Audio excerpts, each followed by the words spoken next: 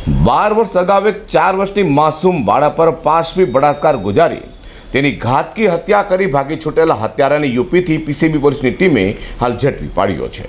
Prevention of crime બ્રાન્ચની team પેટ્રોલિંગમાં હતી ત્યારે બાતમી મળી હતી કે સુરતમાં વર્ષ 2011માં એટલે કે 12 વર્ષ અગાઉ ચકચારી 4 વર્ષની બાળકી પર બળાત્કાર ગુજારી તેની હત્યા કરનારા નરાધામ યુપી ખાતે છે। જે માહિતીના આધારે પીસીબી પોલીસની ટીમે યુપી ખાતે પહોંચી તપાસ કરતા આરોપી વિનોદ ભોલાનાથ ચૌહાણ યાદવને ગામ બિહાર યુપી બોર્ડર પર હોય અને તે ત્યાં ભંગાનો ધંધો કરતો હોય તેને ગામમાં દબોચો મુશ્કેલ હોય તેથી ગામની બહાર આવવાની રાહ જોઈ 3 દિવસ વોચ ગોઠવ્યા બાદ આરોપી ભંગાના ધંધાર્થે ગામની બહાર નીકળતા તેને પીસીબી પોલીસની ટીમે ઝડપી પાડ્યો હતો।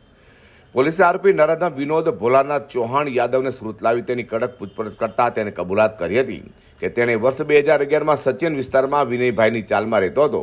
તે સમયે મશીનમાં કામ કરતા હોય અને બ્લુ ફિલ્મ જોવાની ટેવ હોય। રાત્રિના સમયે બ્લુ ફિલ્મ જોયા બાદ તેના પાડોશમાં ઘરના 4 વર્ષની નાની બાળકી રમતી જોઈ તેના મનમાં હવસ જાગતા બાળકીને ચોકલેટને લાલચ આપી પોતાના રૂમમાં લઈ જઈ તેની પર બળાત્કાર ગુજારતા માસૂમ બાળક મૃત્યુ પામતા તેની લાશને રૂમમાં અભરાઈ પર સંતાડી રૂમ બંધ કરી ભાગી છૂટ્યો હતો।